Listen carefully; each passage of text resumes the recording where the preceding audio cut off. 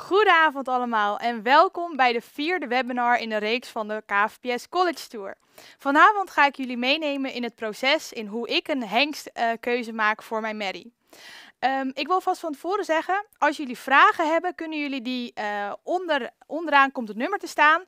Kunnen jullie daar je vragen naar WhatsAppen en die zal ik dan aan het eind van deze webinar behandelen. Ik zal het ook even voor jullie opnoemen. Het nummer is 0512 523888. Goed, zoals ik al zei, het is de 4e webinar. Er zijn namelijk al 3 webinars voor mij geweest. 2 zijn gepresenteerd door Its Hellinga over fokwaarde, verwantschap en inbreeding. Of inteelt is dat natuurlijk, sorry. En Sabine Zwaga heeft een webinar gegeven over hoe beoordeel je nou je merrie. En ik ga daar dus op door met hoe maak ik een keuze voor mijn merrie. Ik zal mezelf nog even voorstellen. Mijn naam is Sietske Oosterbaan. Ik zit in de Fokkerijraad en ben thuis ook actief en fanatiek aan het fokken. En hoe ik dit doe en hoe ik een keuze maak, daar heb ik eigenlijk een stappenplan voor opgezet. En dat heb ik opgedeeld in 4 punten. De eerste is, belangrijk punt, inzicht in uw merrie krijgen. Tweede is potentiële hengsthoeken met behulp van het KFPS. De derde is kijken naar verwantschap en inteeltpercentage. En de vierde is eigen onderzoek door het bezoeken van keuringen. En zoals ik al zei, de eerste, dat vind ik zelf een heel belangrijk punt. Want als je je merrie goed kent en je weet goed wat verbeterpunten zijn en dingen die je graag in wil behouden, dan kun je daar goed een hengst bij zoeken. En om een beetje kennis van je merrie op te doen, kan je daar de KFPS-site voor gebruiken, maar ook andere dingen. En daar heb ik hier een lijstje van de kenmerken van een merrie zijn. Je kunt je eigen beoordeling is belangrijk. Het lineair scoreformulier kun je hiervoor gebruiken. Fokwaarde, het dragerschap kan je op de KFPS-site vinden. Maar ook natuurlijk uit welke moederlijn je merrie komt. Eigen nakomelingen van de merrie en het karakter is belangrijk. Zoals ik al zei, ga ik jullie meenemen in een tour om hoe ik mijn keuze ga maken. Dus het leek me ook wel toepasselijk om mijn eigen merrie te kiezen. En dan ga ik jullie dus laten zien hoe ik dat doe met behulp van de KFPS-site. En het gaat vandaag over Maya van Sineda. Maya van Sineda is een Tjalle Keerbeert merrie. Het is een tweede premie stermerrie en zij komt uit stam 2 en is een dochter van Mirta van Sineda, die model preferent prestatie is. En die komt weer uit Pera van Sineda, die ook model preferent en prestatie is. Dus Maya komt uit best een predicaatrijke lijn. En ze heeft het AA-register, Maya zelf. En hier nog wat extra informatie. Dit kunt u ook vinden online op de KFPS-site, net als de stamboom. Tweede premie stermerrie, zoals u ook kunt zien hier op het plaatje. Ze komt uit merriestam 2, dus een van de oudste merriestammen van het stamboek. Ze heeft een stokmaat van 1,62 en ze is vrij van het waterhoofd en het dwerggen. Dus nu hebben jullie een beetje een beeld van wie Maya is en waar we vandaag naar gaan kijken. Nou, en dan om een beetje een oordeel te vellen over je eigen merrie, wat je daar goed aan vindt en wat je zou willen verbeteren, zijn er eigenlijk 3 dingen die je daarvoor kunt gebruiken. Ten eerste is natuurlijk je eigen beoordeling erg belangrijk, maar je kunt ook hulp gebruiken van het lineair scoreformulier en de fokwaarde van de merrie. En vandaag gaan we beginnen met eigen beoordeling. In deze slide heb ik een plaatje, deze heeft u net ook al even voorbij zien komen, 2 plaatjes van Maya van Sineda. En als ik met eigen beoordeling, dan bedoel ik van wat zou ik nou willen verbeteren in mijn merrie en wat zou ik nou graag willen behouden in een merrie. Want met die kennis en die basis ga ik eigenlijk op zoek naar wat voor hengst zou erbij passen. En als ik zelf naar Maya kijk, dan zie ik een heel elegant, luxe paard met een lange hals, een heel mooi edel hoofdje, rastypisch. En als je dit plaatje bekijkt, dan zie je ook dat Maya een sterk gebruik van het achterbeen heeft. Maya is heel soepel in de beweging en ze heeft veel swing en daar hou ik van. Maar tegelijkertijd zie ik ook dat Maya, haar romprichting is enigszins neerwaarts. En haar onderarmlengte zou ook wat langer kunnen. Het kruis mocht wat minder afhellend en ook wat langer. En haar stap kon ook wel iets beter. Nou, zo zijn er een aantal punten wat als ik met Maya bezig ben en ik ben thuis met haar aan het werk, de dingen die mij opvallen. Nou, dan kunnen we ook nog het lineair scoreformulier gebruiken. En het lineair scoreformulier, dat krijg je als je Mary naar de keuring is geweest. Dan wordt het paard daar gescoord. En het is dus wel een momentopname. En je kunt hier zien dat in dit lineair scoreformulier dat de donkergrijze blokjes, dat is eigenlijk een beetje het optimale wat je graag zou willen. Dus als je paard alle kruisjes in de donkergrijze blokjes heeft, nou, dan zit je heel erg tegen het perfectionisme aan. Ik geloof zelf niet dat een perfect paard bestaat. En zo Maya is ook wat aan te verbeteren. En gelukkig, de jury die ziet ook wel dat inderdaad raskenmerken, wat ik bij Maya erg mooi vind, dat ook aan de goede kant hier zit. Maar dat zij ook wel zien dat de romprichting ook neerwaarts is. Dus nou, daar zijn we het helemaal over eens. De souplesse die wordt hier iets lager, het is alsnog heel goed, maar weergegeven. En dat is wel grappig, want zo'n lineair scoreformulier, dat is dus echt een momentopname. En Maya is dus echt geen touwtjespaard. Die op de keuringen, dat is gewoon niet helemaal waar zij tot haar recht komt. Want als thuis en ze gaat in een bak, dan swingt ze erover en dan heeft ze swing en veel souplesse. Terwijl aan het touwtje dan komt ze niet helemaal tot haar recht. Dus dat is iets wat ik wel in mijn eigen beoordeling meeneem, maar wat je misschien niet in het lineair scoreformulier terug vindt. En dan naast het lineair scoreformulier zijn er ook nog fokwaarden waar je mee kunt kijken of kunt gebruiken. En die kunt u ook op de KFPS-site vinden bij uw eigen paard, dus in dit geval bij Maya. En hier staat eigenlijk voor dat als het donkerblauwe blokje, als dat een hele hoge score is, dat is natuurlijk heel goed. En de rode blokjes, dat is een puntje van verbetering. Dus dat zou je graag wat beter willen. Zo ook hier de romprichting die ik al zei en de onderarmlengte is hier in het rood. Dus dat zou ik heel graag naar de blauwe kant willen voegen. Maar hier, zoals bijvoorbeeld in de draf, de bewegingsuitdrukking, balans, dat is allemaal heel goed gescoord. Dus dat is iets wat ik graag wil behouden. Dit is heel gedetailleerd, de fokwaarden, maar ze zijn ook wat algemener. Dus rastype heeft Maya een score van 107, voor bouw 106, voor beenwerk 108, voor stap is dat 100, voor draf 108. En u ziet hier de andere cijfers ook staan. En het valt eigenlijk meteen op dat stap, dat een puntje van aandacht is. Dan in de volgende slide heb ik nu eigenlijk van mijn Mary een beetje opgesomd wat ik graag zou willen behouden en verankeren, maar ook de punten die ik zou willen verbeteren. Nou, ik zal het nog een keer noemen. Het behouden en verankeren, dat zijn dus haar rastype, haar edele hoofd, het souplesse en swing wat ze in haar lichaam heeft, het sterke achterbeengebruik en ook haar luxe, elegante uitstraling. Dat zijn echt punten die ik graag, zou ik graag willen behouden. En de puntjes die ik graag zou willen verbeteren, dat is haar romprichting, de onderarmlengte, het kruis en ook de stap. Nou, met deze gegevens, je hebt nu goed beoordeeld over je Mary, wat de punten zijn die je wil behouden en wat je wil verbeteren, kunnen we door naar de volgende stap en dat is op zoek naar een hengst. En om een hengst te zoeken voor mijn Mary gebruik ik vaak hulp van een KFPS-site. Want daar kun je veel verschillende dingen vinden over de uitgebreide hengsteninformatie, dek- en registratiegegevens, meerdere rapportages, maar ook moederlijn is belangrijk. En ik ga dus even stapsgewijs deze punten door om jullie uit te leggen waar ik naar kijk en waar je dat kan vinden. En we beginnen op de KFPS-site.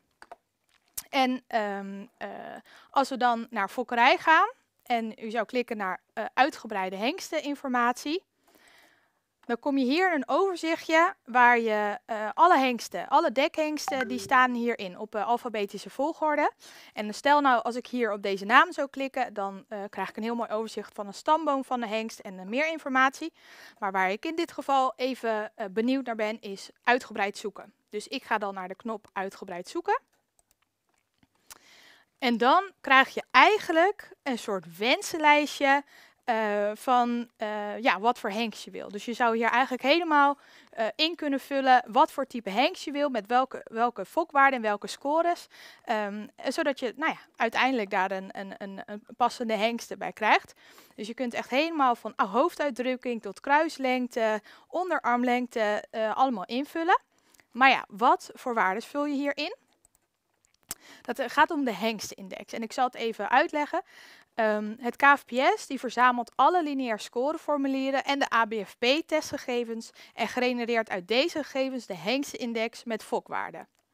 De gemiddelde fokwaarde is 100 en die heeft ongeveer een spreiding van 4. Nou, in het geval van ons, dat wij ook kijken naar de puntjes die wij graag zouden willen verbeteren, kijken we naar de fokwaarde voor maximum kenmerken. Dat zou een getal zijn groter dan 4 of hoger dan 4, dus dat is voor een maximum. Maar voor fokwaarde voor een optimum is het 100. Dus wat ik in dit geval heb gedaan, we hebben net besproken dat een paar punten van verbetering voor Maya, bijvoorbeeld de romprichting zijn, de kruislengte en de stap, dat je die getallen dus in gaat vullen. En dan krijg je er eigenlijk een lijstje met hengsten uit. En dit lijstje met hengsten kunt u ook zien. Arnold heeft een romprichting van 112, onderarmlengte van 105, een stap van 106. Dus dat zijn hele hoge fokwaarden en dat is precies waar ik naar op zoek ben. En je kunt natuurlijk voorstellen dat je kunt een beetje spelen met de waarden die je invult. Ik heb nu drie punten gepakt. Maar je kunt voorstellen dat als je alles invult op 112, dat er geen hengst uitkomt. Dus het is ook een beetje zoeken naar wat je graag wil en wat voor waarden daar aan hangen en wat voor hengsten je eruit krijgt. Nou goed, dus dit is best wel waardevolle informatie. Want ik wil dus heel graag die romprichting en onderarmlengte wil ik aanpassen. Of verbeteren eigenlijk. En ik ben dus op zoek voor een hengst die dat kan geven. En dan heb je hier een heel overzichtje van hengsten. En die neem ik dan mee. En dan gaan we nu eigenlijk gedetailleerd meer naar de hengst zelf kijken. Ja, wat voor informatie daar nog meer te halen is. Zodat je uiteindelijk eigenlijk steeds hengsten kan afstrepen. En uiteindelijk de beste hengst voor je Maddie kan kiezen. En dan gaan we nu naar dek- en registratiegegevens. Dus het volgende puntje gaan we iets meer naar detail. Misschien wel leuk om te vertellen, Maya van Cineda, dat was de Maddie waar ik voor de eerste keer mee ging fokken. Dus de eerste keer dat ik voor haar een dekhengst ging uitkiezen, dat proces dat laat ik nu eigenlijk zien. En voor de eerste keer dat ik voor haar een hengst heb gekozen, was dat Bartelen. Dus ik neem voornamelijk ook Bartelen een beetje mee in dit verhaal en dat geef ik als voorbeeld. Nou, als je op Bartelen zelf klikt, dan krijg je daar zijn stamboom te zien, maar ook stokmaat, de merriestam. Merriestam kijken we ook altijd naar. Want mijn pake die zei vroeger al van, de paarden van stam 2 die hebben veel rastypen. Maar de paarden uit stam 50, die kunnen flink bewegen. Dus ik dacht natuurlijk een beetje met die gegevens, dat zou best wel een mooie combinatie zijn. Want dan heb je en rastype en beweging. Nou, perfectie bijna, hè? Dus goed, waar ik dan nu even voornamelijk naar ga kijken is de dek- en registratiegegevens. En dat is hier omcirkeld. Er staat hier heel veel informatie te vinden bij de hengst. Ik loop ze niet allemaal door omwille van de tijd. Maar dat zou ik zeker aanraden als u aan het zoeken bent voor een hengst voor uw Maddie. Om echt even alle punten door te nemen. Nou, hier zijn we dus bij de dek- en registratiegegevens. En daar kan je dus zien hoeveel Maddies heeft Bartelen nou gedekt afgelopen jaren. Maar ook voor de veulensgegevens hoeveel eerste premie, tweede premie en derde premie veulens zijn er gekeurd. En wat ik altijd een belangrijk puntje vind is het sterpercentage. Want hoe hoger je sterpercentage, dat is natuurlijk eigenlijk gunstiger. Want u kunt zich voorstellen dat als een hengst merrie een sterpercentage geeft van 50%, dat je een grotere kans hebt op een ster dan als de hengst een sterpercentage van 10 heeft. Dus dit is weer iets wat ik meeneem in mijn keuze, in mijn hengstenlijstje van oké, dit is een plus. Nou, verder kijk ik natuurlijk eigenlijk dit allemaal en ik neem het allemaal mee in mijn overweging. Ook bijvoorbeeld de AA of AAA paarden. Omdat sport wordt gewoon steeds belangrijker. Dus ik probeer dat eigenlijk wel in mijn hengstenkeuze toch mee te nemen. Ja, hoe de nakomelingen het doen van een hengst op sportgebied. En ook niet geheel onbelangrijk is de aftekeningen, percentage aftekeningen wat is toegestaan. Want je wil natuurlijk liever geen wit in je paard. En stel dat jouw merrie, nou ja, dat daar risico op is, dan wil je dit cijfer niet te hoog hebben. Nou, zoals ik al zei, ik zou vooral ook de rest even goed kijken. Maar dit is even om een beetje een beeld te schetsen waar ik bijvoorbeeld naar kijk en wat voor informatie er te vinden is. Dan gaan we naar het volgende puntje namelijk al. En dat is rapportages. En nu komen we in gewoon waanzinnig veel informatie wat u kunt helpen voor de juiste keuze van uw hengst. Want in die rapportages kan je heel veel informatie vinden. Ik laat u weer zien waar we dat kunnen vinden. Dat is op kvps.nl en dan gaat u naar fokkerij. En dan gaat u naar fokwaarden / rapportages van de hengsten. Zoals ik het al zei, heel veel informatie. Van de fokwaarde van de KVP's-hengsten, het verwantschapspercentages, de levenstotalen, dek- en veuleninformatie, het centraal onderzoek, erg belangrijk, veulenrapportage, nakomelingenonderzoek. Dit is een walhalla van informatie en ik vind het als ik aan het kijken ben voor een hengst, voor mijn merrie, heel leuk om uit te pluizen wat ik hier nou allemaal voor details kan uithalen en om echt goed te onderzoeken van ja, wat zou nou goed bij mijn merrie passen. Even wat drinken.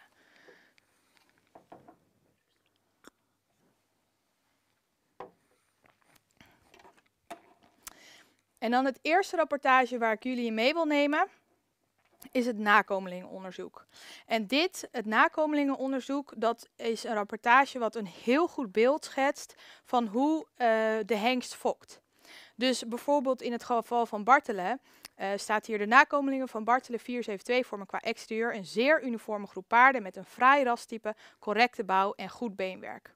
Dat zijn dingen die ik zeker meeneem. En stel nou dat hier zou staan de nakomelingen van Bartelen laten een uniforme groep zien met allemaal een neerwaartse romprichting.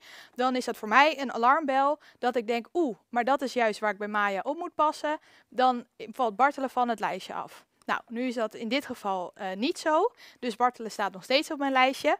Maar met zo'n nakomelingenonderzoek krijg je dus een heel goed beeld over hoe Bartelen fokt. En dat is eigenlijk wat je wil. Want dan kan je ook, dan weet je goed of dat bij je merrie past. En hier staat ook al over de sportaanleg, is een nakomelingenonderzoek, staat wat. En ook over het karakter. Dus hier valt heel veel informatie uit te halen. Dus ik zou zeker aanraden om dit goed door te nemen. Nu kunt u waarschijnlijk ook, denkt u ook van nakomelingenonderzoek, dat is alleen maar van de paarden die gekeurd zijn als ze al 3 jaar zijn geweest. Dus een groep die zeg maar echt gekeurd is, dus een ster of geen sterpercentage, of een ster of niet ster is geworden. Dus dat betekent ook dat de hengsten van afgelopen seizoen nog geen nakomelingenonderzoek hebben. Omdat ze simpelweg nog geen nakomelingen hebben, dus die zijn ook nog niet getest en daar weet je dus ook nog niet goed van hoe die fokken. Wat daar wel van is het veulenrapportage. En hier heb ik dus ook van afgelopen jaar heb ik even het veulenrapportage genomen. Hier staat Teun. Teun is dan ook een zoon van Bartelen. En in het veulenrapportage wordt dus eigenlijk een beeld geschetst van hoe de veulens het hebben gedaan op de keuring. En dan voornamelijk van hetzelfde vaderdier. En dat geeft gewoon veel informatie. Zo hier ook de veulens van Teun 505 zijn over het algemeen goed ontwikkeld en correct gebouwd. Lang gelijnd, goed in verhouding, overwegend hoogbenig en met een voldoende opwaartse romprichting. Dus hier word ik al blij van. Dan denk ik, dat zou ook een optie zijn voor mij. Nou, en zo zou ik dit dus voor de hengsten die op je lijstje staan, zou ik dit allemaal meenemen. En dan nog een ander leuk punt, wat ook in de veulenrapportage staat. Wat vind ik ook altijd een goed beeld en waar ik zeker op let. In de veulenstatistieken, dit is dus ook van afgelopen jaar, staat nou, hoeveel veulens er nou geregistreerd zijn, geboren. Ook hoeveel er doodgeboren zijn, dat wil je natuurlijk zo laag mogelijk. En waar ik eigenlijk naartoe wil, is dit stukje. Dit 1 plus 2, de premie en daarvan het percentage. Want wat ik van mijn paken en van mijn moeder heb geleerd, is dat je, wat zij altijd deden om te kijken of een hengst goed fokte, is dat zij het nummer van de eerste premie en het nummer van de tweede premie, dus hoeveel veulens een eerste en een tweede premie hebben gekregen, dat je dat bij elkaar optelt en dat je dat afzet tegen de derde premies. Want eigenlijk wil je als veulen, kijk, als veulen kan het nog alle kanten op gaan, maar een derde premie wil je het liever niet. En nou ja, daar krijg je dus een percentage van. En hier liggen de percentages eigenlijk allemaal heel erg hoog. Maar waar ik dan ook naar kijk, is het sterpercentage van de moeder.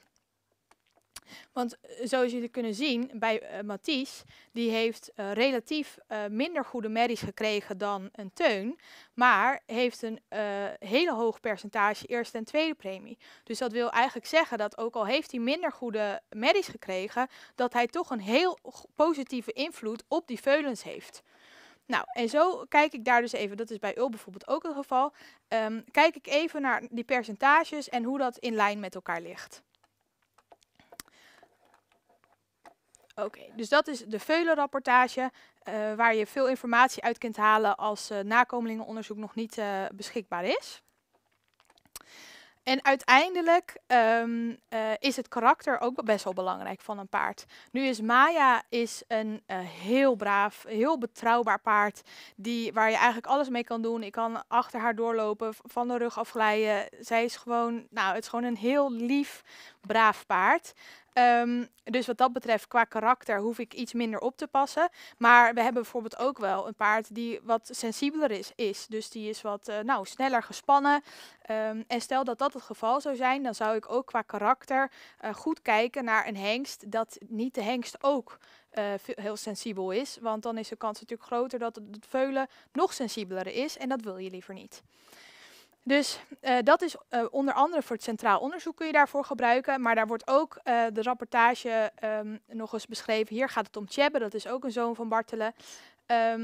De Tjebbe, het rastype wordt nogmaals beschreven. Het bouw wordt nogmaals beschreven. Dus allemaal informatie wat je mee kunt nemen in je overweging. Waterhoofd, dwerggroei en fosfactor is belangrijk. Dit stukje kijk ik ook altijd even naar. Hier staan geen opmerkingen, maar het kan ook zijn dat hier wel wat staat. Dat is ook iets waar je even mee rekening moet houden en eigenlijk in je achterhoofd met alle kennis dat mee moet nemen. Maar het centraal onderzoek, daar begon ik net al even over, daar staat ook een stukje over het karakter. En dat is eigenlijk opgedeeld in het stalgedrag, maar ook in hoe het paard is tijdens het trainen. En nou ja, in dit geval is Tjebbe een plezierig paard en ook heel nieuwsgierig, niet zo bang. Maar je ziet wel dat Tjebbe wat sneller gespannen is dan ontspannen. Dus stel, ik zou een heel gespannen paard hebben, dan zou dat wel iets zijn waar ik op let. En geldt dat net zo voor het karakter tijdens de training. En daar worden we zelf ook heel blij van. Dus dit is zeg maar qua karakter neem ik dit mee. Nu is Maya dus heel braaf en heel lief, dus dan is dit voor mij iets minder belangrijk. Maar ik neem het zeker altijd even mee. En dan gaan we eigenlijk al naar het volgende puntje. Want we hebben nu heel goed een beeld, heb ik proberen te schetsen over de hengsten, wat voor informatie kun je daaruit halen, want dat wil je graag. Je wil nu eigenlijk een soort van een lijstje hebben met hengsten waarvan je denkt, oké, ik weet dat die door het nakomelingenrapport dit goed fokt, wat goed bij mijn merrie past. Dus dat is misschien wel een goede match. En dat je nu een beetje een idee hebt van oké, dit kan de hengst doen. Maar wat ik ook een heel belangrijk punt vind en wat ook wel eens vergeten wordt, is de moederlijn van de hengst. Want natuurlijk, een dekhengst, die is de helft van de andere dekhengst, van de vader, maar ook de helft van de moeder. Dus die is ook heel belangrijk. Dus dan gaan we weer even naar de moederlijn van Bartelen, want daar hebben we het even over. En dat is dus dit stukje in de stamboom. En je kunt zien dat de moeder van Bartelen is Liefke van het Brillenhof. Zij is een stamboek stermerrie met een AA-register. En zij komt uit weer uit de bekende boszorglijn. En je kunt zien dat Zilverboszorg is ook een stamboekster met preferente merrie prestatie. En die komt weer uit Joyce Boszorg. Een stamboekster merrie en ook preferent. En dat stukje preferent, prestatie, dat is waar ik heel vrolijk van word als ik de moederlijn zie. Want uiteindelijk is het natuurlijk zo dat ik zal even uitleggen wat preferent betekent. Als een merrie preferent is, betekent dat de merrie 4 of meer sternakomelingen heeft. Dus dat wil zeggen dat als een merrie heel veel sternakomelingen heeft en preferent is, en die moeder daarvan heeft dat ook, maar de moeder daarvan heeft dat ook, dat de kans dat jouw veulen ook ster wordt, ook hoger is, omdat er zoveel ster eigenlijk vastzit in die moederlijn. En eigenlijk ben je dan een beetje op zoek naar fokzekerheid. Dus als er veel preferent bloed in de merrielijn zit, dat is een belangrijk puntje. Nou, hier is het geval. Lieke van het Brillenhof is er nog even mee bezig. En daar kijk ik dus ook even naar de nakomelingen van de moeder. En eigenlijk doe ik dat ook naar de nakomelingen van de oma en ook naar de nakomelingen van de overgrootoma. En eigenlijk klik je nog even verder die hele lijn, zodat je kan zien hoe ver eigenlijk dat preferente bloed, hoe ver dat doorgaat. En of dat constant is, of dat er een gat in zit. Dat zijn dingen waar ik altijd even uitpluis. Nou, en in dit geval van Liefke van het Brillenhof heeft zij natuurlijk Bartelen als nakomeling gekregen. En heeft zij Nienke Galloper, wat een stamboek stermerrie is, met tweede premie. Dus zij heeft al twee sternakomelingen. En dit is dus ook een puntje waar ik even naar kijk, want stel dat Liefke van het Brillenhof 10 nakomelingen zou hebben van Harmen 424 en die zijn allemaal ster. Dat betekent heel wat anders dan als Lieke van het Brillenhof 10 nakomelingen zou hebben met verschillende vaders die ook allemaal ster zijn. Want als het laatste geval is, dan zou dat natuurlijk meer iets zeggen over Liefke zelf. Dat zij gewoon heel goed fokt en dat zij, dat maakt niet uit welke hengstje erop zit, maar er komt een sternakomeling uit. Dus dat is altijd dat ik even bij de nakomelingen check van oké, stel dat de merrie wel preferent is dat dan allemaal van dezelfde hengst of is dat van verschillende hengsten? En als je op haar klikt en dan ga je dus rechts bij die tabbladen, klik je op bijvoorbeeld keuring en aanlegtesten. En dit is eigenlijk weer hetzelfde, want hier is heel veel informatie te halen, maar ik haal er nu even eentje uit wat ik graag wat extra wil belichten.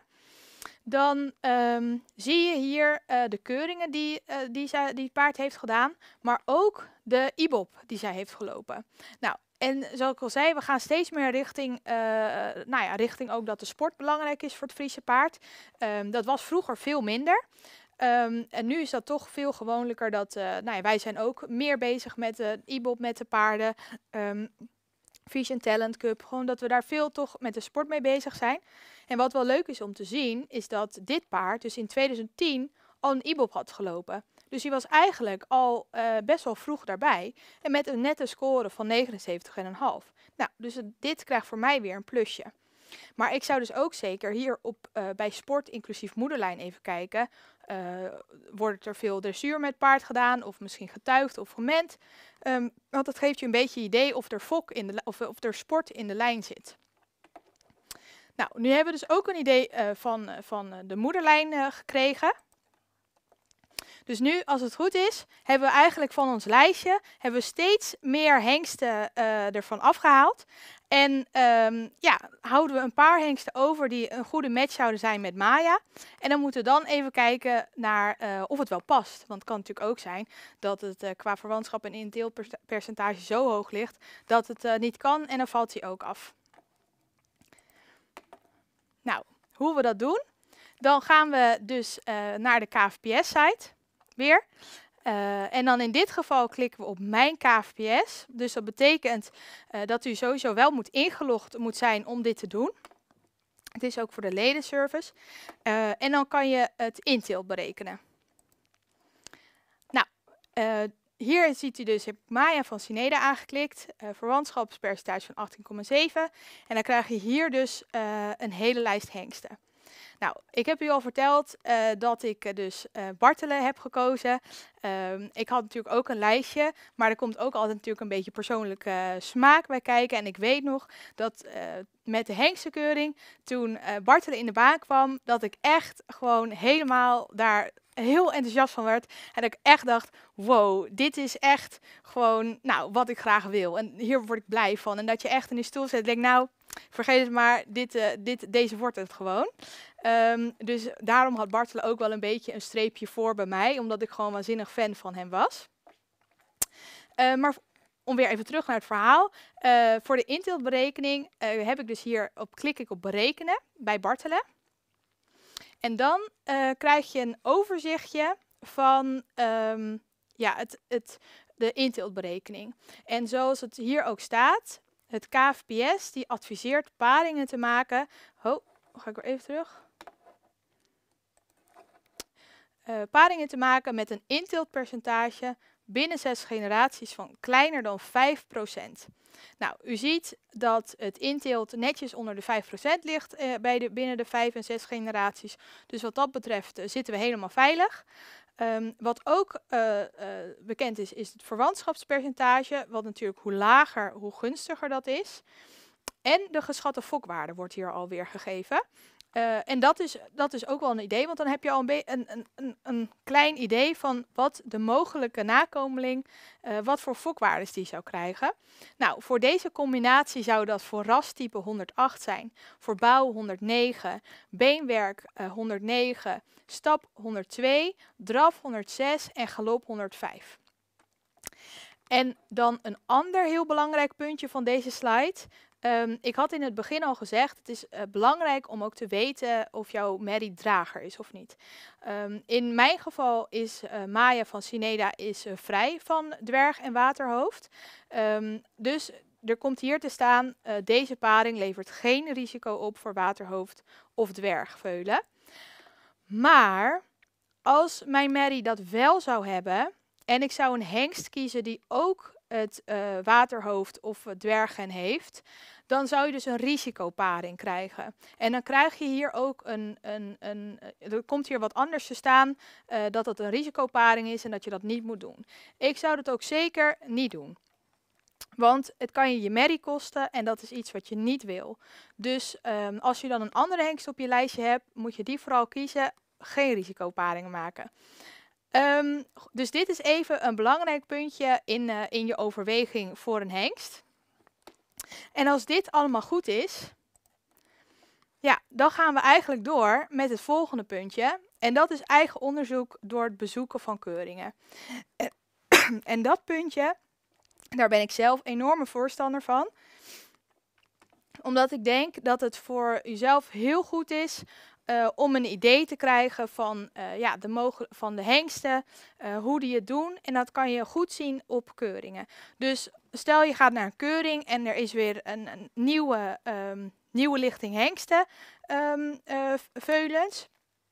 En stel nou dat al die veulens van bijvoorbeeld een Teun of een Mathies, dat die allemaal waanzinnig kunnen draven. En dat je dus eigenlijk van uniformiteit spreekt. Dan is dat iets wat ik graag, dat wil ik dan onthouden eigenlijk. Om misschien ook mee te nemen in je keuze. Want dan heb je dus een idee een beetje van hoe die hengst nou fokt. Maar ik kijk ook bijvoorbeeld naar interessante combinaties. Dus stel, nou, ik was nu aan het overwegen om Bartelen te kiezen voor mijn Shalom merrie. heb ik dan op keuringen al eerder combinaties gezien van Bartelen en Tjallen. En dat me dat al aanspreekt. Of dat ik bijvoorbeeld op een keuring, dat ik nou ergens, want dat heb ik wel eens, dat dan zie ik ergens een paard in de baan en denk ik, wow, wat loopt daar? Nou, en dat heeft Mem ook wel. En dan zijn we beide helemaal enthousiast dat we denken van, jeetje, wat een beweger. Of nou... en stel nou dat je zoiets hebt en dat je meteen zo'n gevoel hebt van wauw, en dat is een bepaalde hengst en je bent een keer op een andere keuring en je hebt dat weer, ja, dan gaan er bij ons natuurlijk alles dat we denken, nou, daar moeten we zeker even rekening mee houden. Maar zo zijn er ook al bijvoorbeeld interessante combinaties waarvan je van tevoren al weet dat dat een goede combi is. Bijvoorbeeld als je een Tjalle keer Jasper hebt, dan kan je er gewoon bliksem op geven dat dat een waanzinnige beweger wordt. Nou ja, dus dat soort dingen probeer ik ook altijd een beetje in die keuringen eigenlijk een beetje te zien. En wat ik ook altijd heel graag bekijk is de eerste bezichtiging. Want waar je op een keuring natuurlijk meerdere paarden krijgt van verschillende hengsten, is het bij de eerste bezichtiging worden die paarden eigenlijk ingedeeld op vaderdier. Dus dan krijg je heel mooi een overzicht van bijvoorbeeld 10 keer een Jurre en 10 keer een Marcus. En dan kan je dus zelf heel goed kijken dat je denkt, hé, maar al die ijzers, die kunnen allemaal fantastisch lopen. Nou, weet je, dan is het note to self. Eisen heel goed lopen. En bijvoorbeeld bij de Marcus, dat je denkt, zo wat een rassig paard. Omdat je dan heel mooi, krijg je dan een overzicht eigenlijk van die hengsten bij elkaar. Die dan, omdat ze dezelfde vader hebben, dan kan je goed de invloed daarvan zien. En dat is gewoon iets wat je heel erg helpt in de keuze van een hengst, omdat je dan, je wil eigenlijk wil je al een soort van weten wat de hengst gaat geven. Dus hoe gaat die fokken? Want dan kan je daar heel mooi inspelen op je merrie, want we weten al wat je aan je merrie wil verbeteren of juist wil verankeren eigenlijk. Dus dan als je daar een hele goede match in vindt en dat je eigenlijk heel veel informatie hebt gekregen over hoe een bepaalde hengst fokt, ja, des te beter misschien je keuze wel is. Maar er zijn natuurlijk ook andere afwegingen die je kunt hebben. En dat is een budget van de hengst. Er kan ook emotie bij komen kijken. Eigenlijk wat ik net al zei, dat bijvoorbeeld als Bartelen in de baan komt, dat ik meteen al helemaal blij ben. Of als Tjebbe en die klapt erop, dat ik... dan zit ik gewoon onderuitgestakt in mijn stoel. En dan denk ik, nou, het is allemaal wel goed zo. Want dat doet je gewoon iets. Dus dan heb ik ook meteen dan geef ik die al 2 plusjes, want dan komt hij hoog bij mij op het lijstje. Maar misschien heeft u ook wel een specifiek fokdoel. Dus wilt u heel erg de sportkant op, of juist misschien of richting het tuigen. Dat zijn ook afwegingen. En voor als u in het buitenland woont, dan is de beschikbaarheid van het sperma een dingetje. Dus als het goed is, heb ik eigenlijk een beetje verteld van hoe, waar let ik op bij mijn eigen merrie. Zeg maar, probeer je eigen merrie te kennen, weten waar haar verbeterpunten liggen, maar ook weten waar zij heel goed in is. Dus wat je eigenlijk wil verankeren. Hoe kom je tot een hengstenkeuze door alle informatie die je kunt vinden op de KVPS-site, want er staat heel veel informatie op, om een zo goed mogelijk beeld te krijgen van hoe de hengst gaat dekken. En dan wil je eigenlijk, je lijstje wordt steeds kleiner met past het ook op mijn merrie, levert het geen risico's op, is de inteelt niet te hoog, zodat je uiteindelijk misschien nog maar 1 of 2 hengsten overhoudt en dat je denkt, nou, dit is gewoon de perfect match. En dat gevoel dacht ik bij Bartelen te vinden, bij Maya.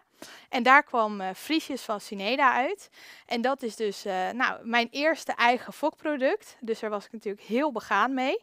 Nog steeds eigenlijk, want het is echt mijn grote vriend. En ik ben altijd heel blij als ik dingen van hem voorbij zie komen.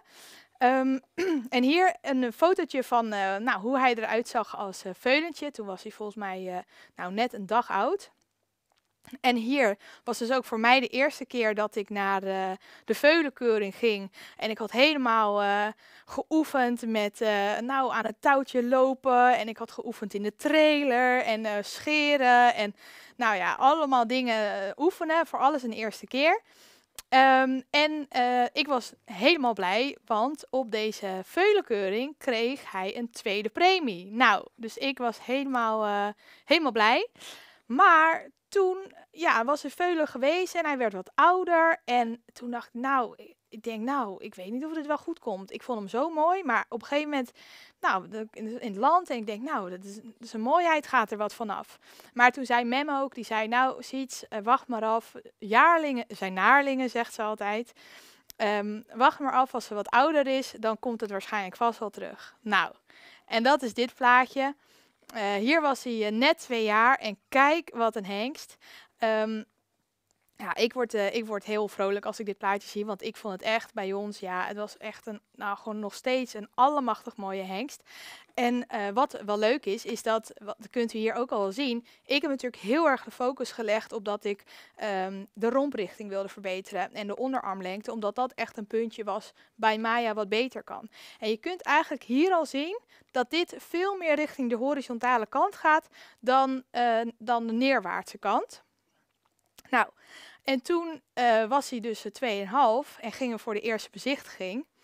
En dat was dus ook voor mij de eerste keer. Nou, en kijk wat hier staat. Friesjes van Sineda. En nou, als ik dit beeld zie, dan denk ik heb al gezegd perfectie bestaat niet. Maar in mijn ogen benadert dit het wel echt. Wat een mooie hengst. Ik word er nog steeds echt helemaal vrolijk van. En ik was ook waanzinnig blij, want hij heeft het sterpredicaat gehaald op de eerste bezichtiging. Dus dat betekent dat mijn combinatie een goede keuze was. En voor Maya de eerste sternakomeling. Nou, mijn doel is om preferent te worden met Maya. Dat zal niet heel makkelijk zijn waarschijnlijk, maar daar ga ik wel voor. En de eerste ster is al binnen. Maar ja, nog even, wat een mooi plaatje is dit. Heeft Johanna gemaakt, ja, daar was ik echt heel gelukkig mee. Dus dit was mijn eerste keuze die ik heb gemaakt. Maar dat was, wat ik net ook al zei, het was voor mij de eerste keuze. Dus de eerste keer dat ik een hengst had gekozen voor mijn Maddie. Dus ik had nog geen flauw idee over hoe Maya nou eigenlijk zou fokken. Wat zou zij nou doorgeven en verbeterpunten en wat zit nou heel fokvast in haar.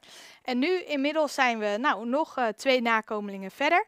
Ik heb een nakomeling uit Maya, keer Omer. Zij is dit jaar 3, maar ze is waanzinnig groot. Dus misschien dit jaar voor de keuring. Of we moeten nog even een jaartje wachten om dat even uit te groeien.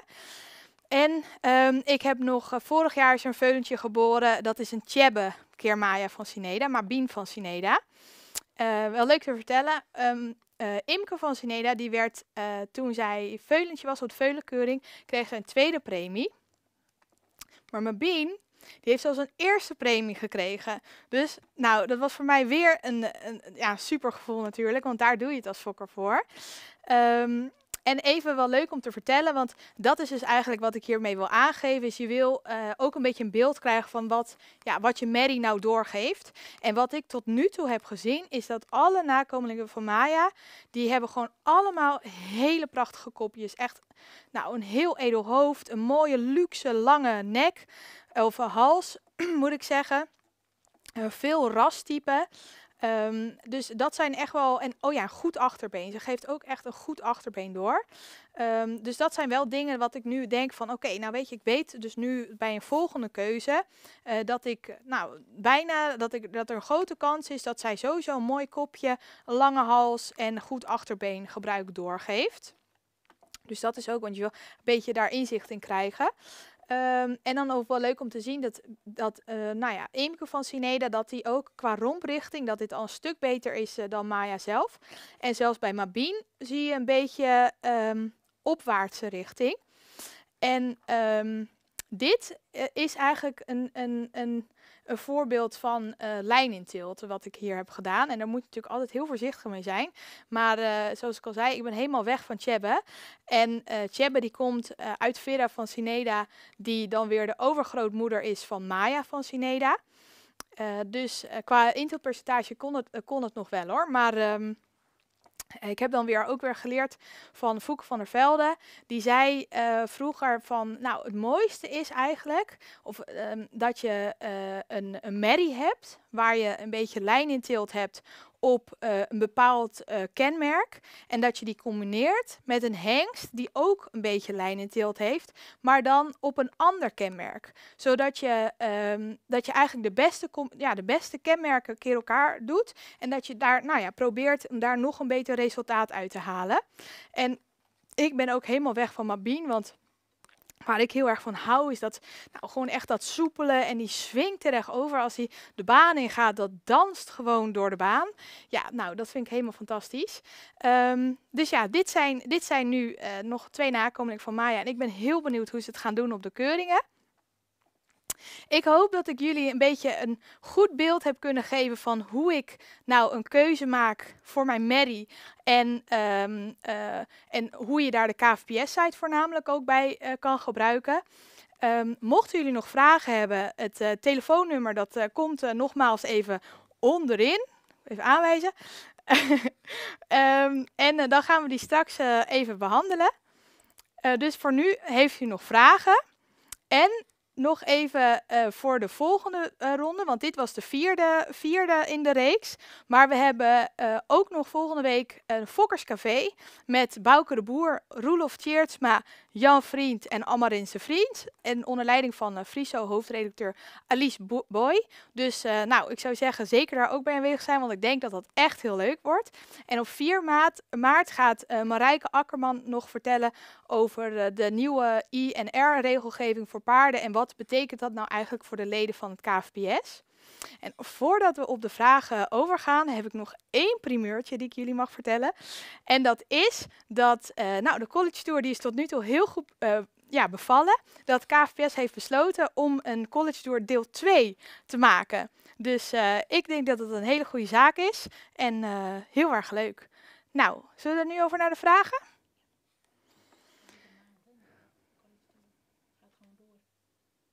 Het gaat gewoon door, de College Tour.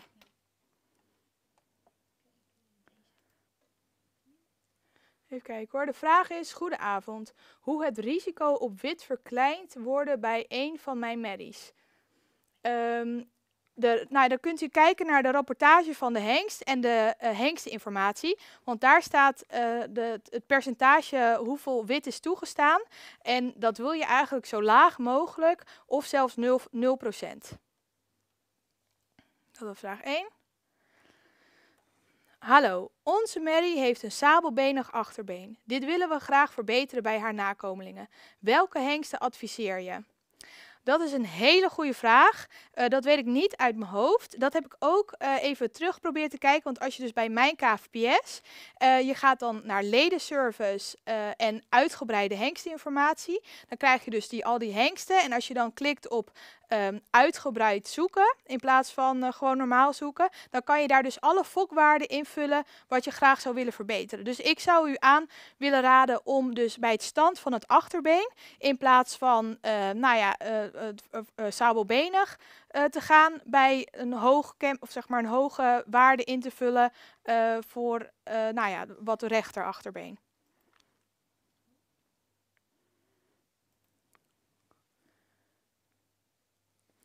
Volgende vraag. Moet je het lineair scoreformulier zelf invullen of doen ze dat op de keuring? Nou, dit gebeurt voor u op de keuring. Als uw paard naar de keuring gaat, dan is er altijd naast de jury is er ook een jury voor het lineair scoren. En die vult voor u het formulier in en die kunt u dan ook weer terugvinden op de KVPS-site. En dat is dus vanaf 3 jaar. Dus het is niet voor veulentjes. Het is echt als uw merrie 3 jaar is en gaat dan naar de keuring, dan wordt die lineair gescoord.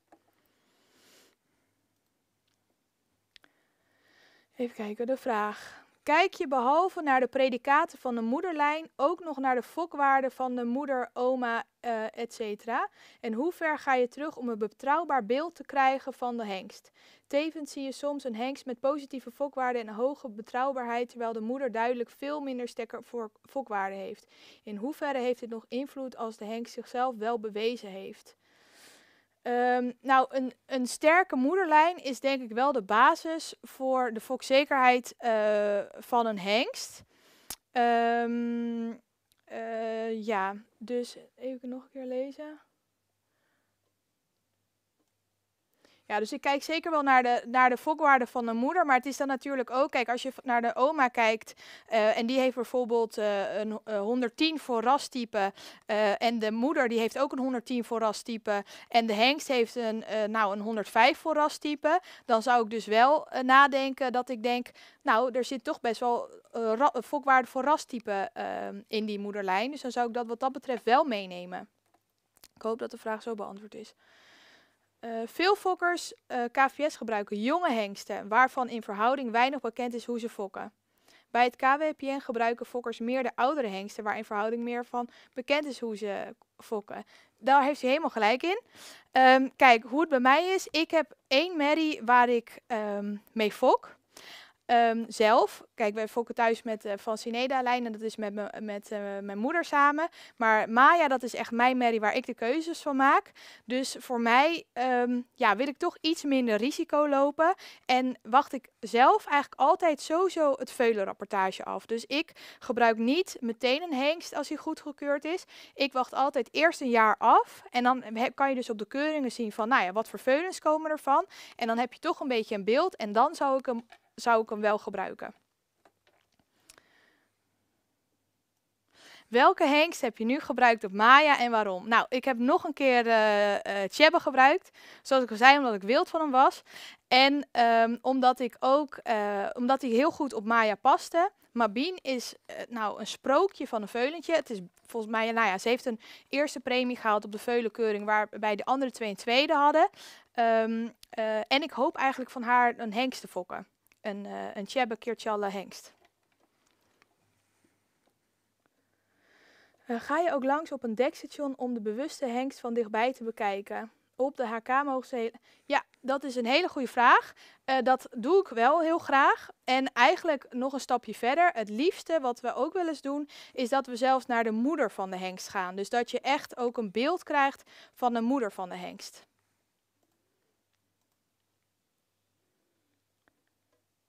Oké, goedenavond. Stel je hebt een merrie waarop je 3 punten echt wil verbeteren, allemaal evenveel. Hoe kan je dit het beste aanpakken? Zoek je een hengst uit die 1 van deze 3 punten extreem goed heeft, kan verbeteren en kies voor deze, of een hengst die alle 3 iets kan verbeteren. Met wat kom je het verste en wat is jouw visie hierover? Dat is dus ook weer een hele goede vraag. Wat zou ik dan doen? Kijk, het is natuurlijk, je krijgt een hele lijst met hengsten, met verschillende opties. En ik zou dan wel toch denk ik zou eigenlijk wat ik het liefst zou willen, is dat eentje bijvoorbeeld uitschiet. En dat een ander punt, wat ook goed is, maar iets gemiddelder. En 1 wat minder. Want ik heb wel het idee dat als je 1 punt hebt wat heel erg uitschiet, dat er gewoon een grotere kans is dat je dat ook terugkrijgt in je merrie. En wat ik dan nog zelfs verder zou doen, dat probeer ik ook bij Maya wel eens te doen. Kijk, je doet op Maya zet ik dan een hengst die iets heel extreem heeft, bijvoorbeeld de romprichting in dit geval. Maar dan ben ik ook al aan het kijken, stel krijg je dus een merrie uit met een opwaartse romprichting. Welke hengst zou ik dan weer op die merrie gaan zetten, zodat ik die ook weer zou kunnen verbeteren. Dus het is sowieso een traject. En nog een vraag, als je een merrie hebt waarbij je zowel wat exterieur als beweging wil verbeteren, net zoals je aangaf in een van je eerste sheets, waar doe je dan goed aan? Met bartelen verbeter je wellicht op goed exterieur, rombricht, maar minder op de stap die je ook wilde verbeteren ten opzichte van andere bewezen stapverervers. Is het niet verstandiger om eerst de stap te verbeteren, omdat deze ook 2 keer meetelt op de keuring? Dat is een hele slimme opmerking. Wat ik daarvoor heb gedaan is, kijk, bij Maya wilde ik inderdaad echt de stap verbeteren. Maar in het achterhoofd, ik weet de lijn die achter Maya zit.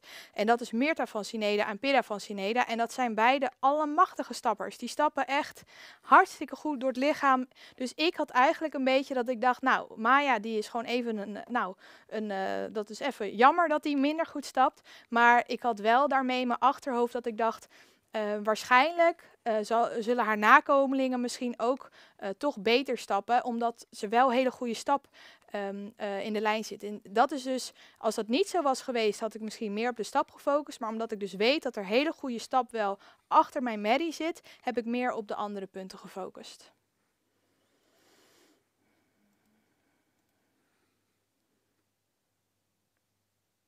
Deze hebben we ook gehad.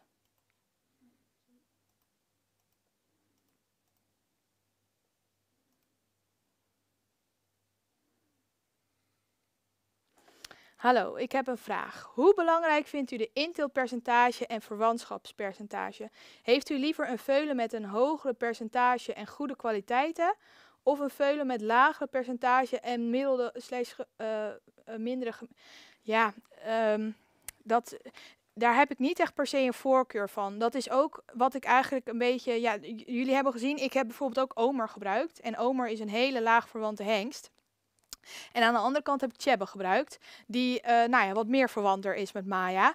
Dus het is ook een beetje uitproberen voor mij. Het is niet dat ik daar per se een voorkeur voor heb. Het liefst zou je natuurlijk een lage inteelt en verwantschap hebben en ook hele goede kwaliteiten.